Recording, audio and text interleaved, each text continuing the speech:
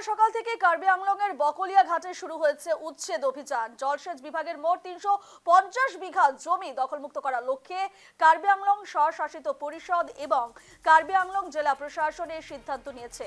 ফুলনি সার্কেল আধিকারিকের কার্যালয় থেকে এই জমিতে বসবাসকারীদের নোটিশ জারি করা হয়েছিল এবং নোটিশ পেয়ে সোমবার রাতেই অনেকেই বাড়িঘর ছেড়ে অন্য জায়গায় চলে গেছেন।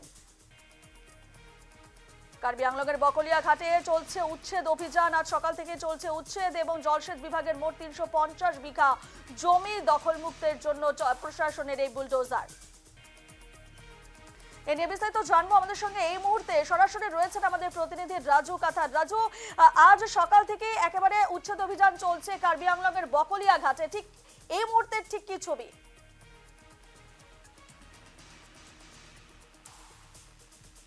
হ্যাঁ রূপা, দেখা গিয়েছে যে কার্বি আংলং স্বশাসিত পরিষদ অন্তর্গত বিভিন্ন স্থানে যে পিজিআর ভিজিআর ভূমি আছে এবং জলসিঞ্চন বিভাগের ইরিগেশন ডিপার্টমেন্টের যে ভূমি বেদখলের গুরুতর অভিযোগ উত্থাপিত এসেছিল।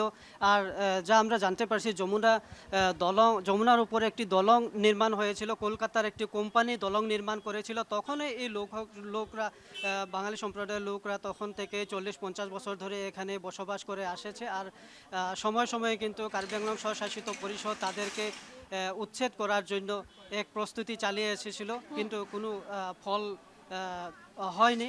পরবর্তী সময়ে কার্বি আংলংয়ের বিভিন্ন কার্বি জনগোষ্ঠী যা ছাত্র সংগঠন সহ বিভিন্ন সংগঠন আছে, দাবি উত্থাপন করে আসছিল যে কার্বি আংলং স্বশাসিত পরিষদের অন্তর্গত যত বেদখল ভূমি আছে তা মুক্ত করার দাবি তুলে এসেছিল।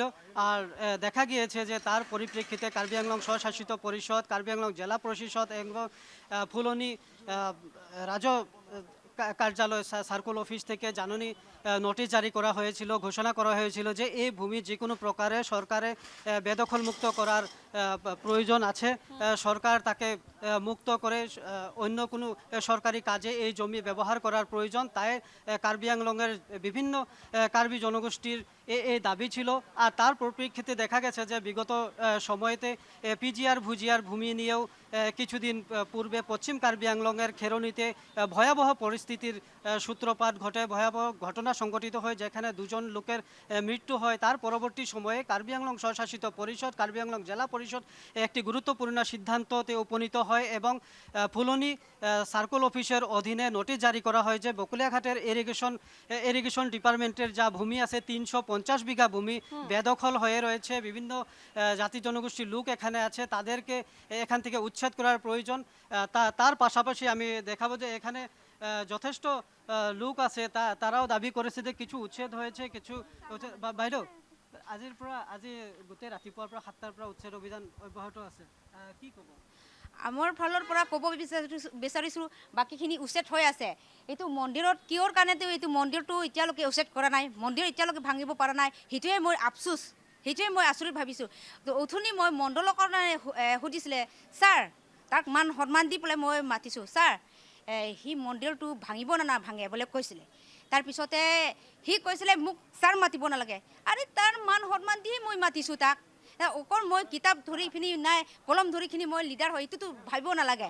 সেইটো কাৰণে আমি ইমান দিনৰ আন্দোলন কৰি আছে, ইমান দিনৰ আমাৰ কাৰ্বি আংলঙত নিজৰ মাটি ভিটি পাব লাগে বুলিহে ইমান দিনৰ আন্দোলন কৰি আছে। তেতিয়া আজি যে আমি ইমান দিন প্ৰতিবাদ কৰি পেলাই আজি আমাৰ কাৰ্বি আংলং অট'নমাছ কাউন্সিল তুলিৰাম ৰংহাং ছাৰহে আজি উচ্ছেদ কৰা আৰম্ভ কৰিছোঁ, তথাপি কিহৰ কাৰণে এইটো ভাঙিব পাৰা নাই, সেইটোহে মই আচৰিত কথা। এইটো কাৰণে আমি মোৰ পালৰ পৰা ডিমান্ড কৰো। রাজু, আর একটা বিষয় রাজু, এই মুহূর্তে তোমাকে একটা বিষয় জানতে চাইবো। আমরা দেখেছি গতকাল রাত থেকে কিন্তু একাংশ মানুষ যারা অবৈধভাবে বসবাস করেছিল জলসেচ বিভাগের ৩৫০ বিঘা জমিতে, সেখানে একাংশ মানুষ কিন্তু গতকাল রাত থেকে সেখান থেকে সরে যেতে থাকে। সে জায়গায় দাঁড়িয়ে কি আজ প্রশাসনের কোনো ধরনের অসুবিধায় পড়তে হয়েছে উচ্ছেদ অভিযানকালে? রাজু, মোৰ যিমানখিনি কোৱাটো ভুল হয় মোক মাফ কৰিব। হ্যাঁ, দেখা গিয়েছে যে বিগত ৪০-৫০ বছর ধরে যে স্থানে লোকেরা বাস করেছিল, হঠাৎ তারা সেখান থেকে সরিয়ে যাওয়ার নির্দেশনা জারি করা হয়েছে। ফুলনি সার্কেল অফিস থেকে নোটিশ জারি করা হয়েছে। এখানে ফুলনি সার্কেল অফিসের বিষয়াকর্মীরা আছে, পুলিশ আছে, প্রশাসন আছে, জেলা প্রশাসন আছে। দেখা গিয়েছে যে গত রাত থেকে কেউ পালিয়ে গেছে এখান থেকে, কেউ নিজের টালি তুপলা নিয়ে অন্য স্থানে থাকার যে প্রচেষ্টা অব্যাহত রাখছে। কিন্তু একটি কথা এখানে যে এদের 40-50 বছর ধরে এদের ভোটাধিকার এখানেই রয়েছিল। আধার কার্ড নতুন করে পেয়েছে এরা, পান কার্ড সব, আনকি এই কিছুদিন পূর্বে যে চিফ মিনিস্টার 10,000 টাকার চেক এরও মহিলারা পেয়েছে। কিন্তু তারার একটাই প্রশ্ন যে আমরা সরকারি মাটিতে আছি, ঠিকই আছে, আমরা এখান থেকে উঠে যাব, ঠিক আছে, কিন্তু আমাদের তো কোনো থাকার জায়গা নেই। আমরা সরকারি সুবিধা সব পেয়েছি কিন্তু থাকার জায়গা নাই, ওইটা কেমনি করে ব্যবস্থা করব।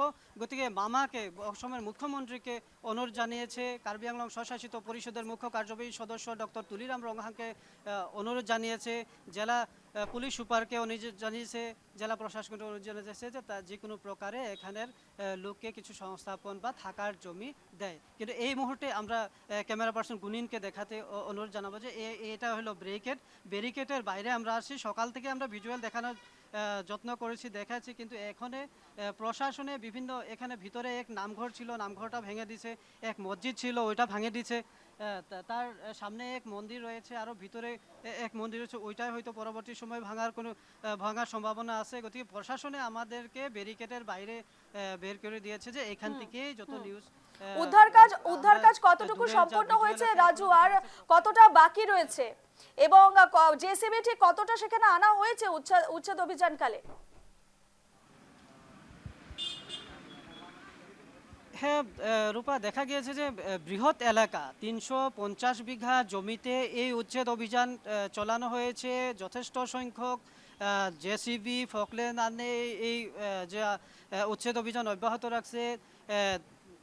ডিসি মহোদয় এই মাত্র উপস্থিত হয়েছে এখানে, যে পর্যবেক্ষণ করেছে যে উচ্ছেদ অভিযানে কোনো বাধা বিঘিনি রয়েছে নাকি। কিন্তু আমরা যতটুক দেখতে পাচ্ছি ভিতরে উচ্ছেদ অভিযান বা যারা বেদখলকারী বলে চিনাক্ত করা হয়েছে তারা থেকে কিন্তু কোনো অসুবিধার সম্মুখীন হয় নাই প্রশাসন। কারণ আজকে 1-1.5 মাস পূর্বেই নোটিশ জারি করা হয়েছিল, তখন থেকেই লোকেরা এখান থেকে বিভিন্ন স্থানে সরে যায়। আনকি সংখ্যালঘুদের কিছু কিছু জমি এখানে ছিল না, গতিকে তারা অন্য ডিস্ট্রিক্টে যেখানে ভোট আছে, আধার আছে, ওইখানে চলে যায়। কিন্তু এখনও কিছু লোক আছে যাদের কোনো জমি নাই, যাদের কোনো অবস্থা নাই, কোনো অবস্থায় নেই, তারা কোথায় যাবে? তারা কিন্তু টালি টুপলা নিয়ে মাথাউরির সামনেই বা এভেকশন যেখানে হয়েছে, উচ্ছেদ যেখানে হয়েছে তার পাশেই বসে আছে। আর কালকে রাতও আমরা এখানে ছিলাম, যেখানে আমরা কিছু ভিজুয়াল কালেকশন করছি যে 7 দিনের এক সন্তান নিয়ে মাতৃ বা তার দিদা কোথায় যাবে তা নিয়ে যথেষ্ট আশঙ্কাতে ছিলেন পরিবার। আজও যদি দেখা যায় যে যথেষ্ট সংখ্যক লোক মাথাউরিতে, যেখানে এভেকশন চলছে 350 বিঘার জমিতে, সেখানেই পাশে বসে রয়েছে। তারা না জমি আছে, না টাকা পয়সা আছে, না থাকার জায়গা আছে। সেক্ষেত্রে রাজু, তাদের ক্ষেত্রে ঠিক প্রশাসন বা সেখানে যেহেতু তুমি বললে ডিসি সেখানে উপস্থিত হয়েছেন বা প্রশাসনের লোকজন সেখানে উপস্থিত রয়েছেন, তাদের পরবর্তী বা পুনর্নির্বাসের ক্ষেত্রে কোনো ধরনের বিচার বিবেচনা করা হচ্ছে কি? কোথায় তাদেরকে থাকার ব্যবস্থা করে দেওয়া হবে কিনা, বা তাদের জন্য কোনো ধরনের ব্যবস্থার কোনো ধরনের পদক্ষেপ নেওয়া হচ্ছে কি?